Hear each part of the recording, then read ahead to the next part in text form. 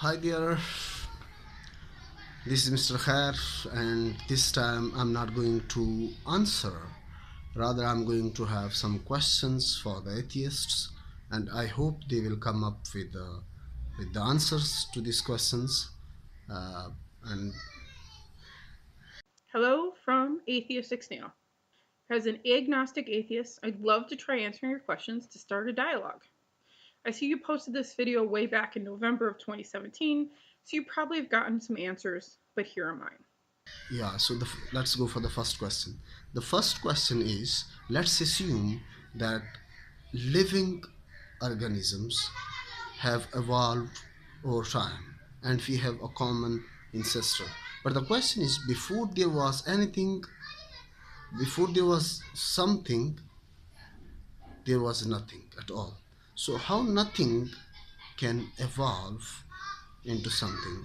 I mean, I'm very confused that how nothing evolved or over time into something. My first question. So, overall, I think your first question is a really good one, even if I do find it slightly poorly worded. However, I want to point out that this isn't actually a question for atheists, it's a question for scientists. While it's true that many atheists find the theory of evolution compelling and interesting, you don't actually have to find it factual to be an atheist.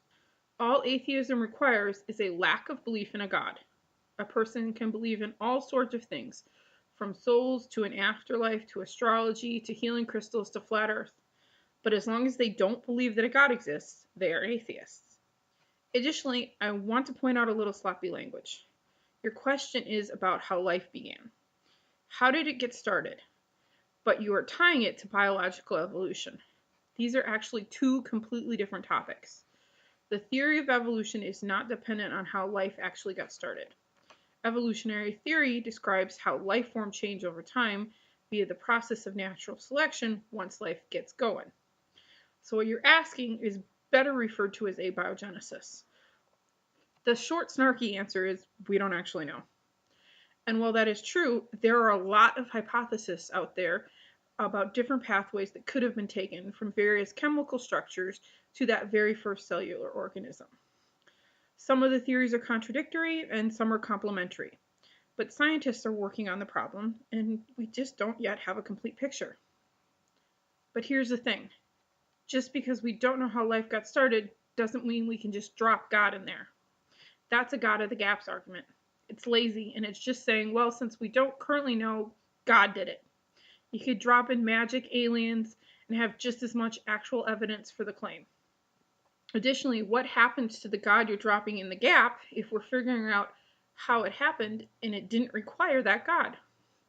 Aren't you proposing a God that just gets smaller and smaller because you can only fit in the smaller and smaller gaps of our knowledge? As for how we think it currently happened, the most common hypothesis is a very, very slow progression over long periods of time from simple chemical structures to various proteins, peptides, RNA, DNA, etc., into the gradually more complex part until you get those first life forms. It's a continuum. Talk Origins has a really good page where they talk about all of these hypotheses and the studies that have been done. The other great thing I really love about the article is that within it, it contains links to every study they reference. So it's a really good starting point for learning about this complex topic. I'd strongly recommend it to anyone who wants a good starting point that is detailed and yet really understandable. But once again, I want to point out that even if all of these hypotheses turn out to be wrong, that is not proof that God did it. Proving any or all abiogenesis hypotheses wrong, or even proving all of evolutionary theory wrong, would not prove God. It would just prove that scientists or humans made a human error. This is a mistake I see Christian creationists make all the time. You can't just prove that the current science is wrong. You also have to provide concrete evidence for your God did it hypothesis, instead of just throwing God into the gap. The second question that I have for them today is like, where does rationality or human reason, reside in our body, right? And Again, I'm not quite sure why you're putting this question to atheists. It's really a question for a neuroscientist, and it's actually a really complex and interesting topic. The super simplified answer is that your frontal lobe handles things like problem solving. But how you solve your problems and the information you use to do these is affected by your memories in your temporal lobe, your emotions, both conscious and unconscious, from your amygdala. The brain is super complex, and that is why humans have to work so hard to make rational, logical decisions. It's why we have to watch out for falling into fallacies. It's why scientists have such strict requirements for testing hypotheses and theories in order to compensate for the limitations of our rational mind. I'm not really sure this answered your question because I wasn't really sure what you were looking for. Third questions that I have is this that where were you 100 years ago, and where are you going to be 100 years after? I have these three questions. So, to answer this question literally, 100 years ago I didn't exist. The atoms and subatomic particles that made up my body were making up something else.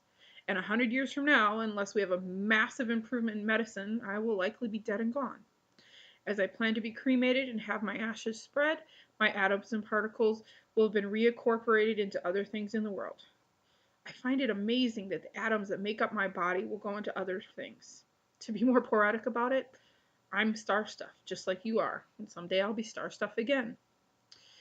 If you're asking if I believe I have a soul or consciousness that will continue after my brain function cease, no, I'm not one of those atheists who believe that. Once my brain functions cease, I cease to be, just as I didn't exist prior to my brain, or more specifically, my cerebral cortex developed. Hope this answers your question. I want to thank Deconverted Man for providing me some drawings of my avatar. That was a nice welcome to the YouTube atheist community. I hope to continue meeting everyone and having fun and challenging conversations with you all.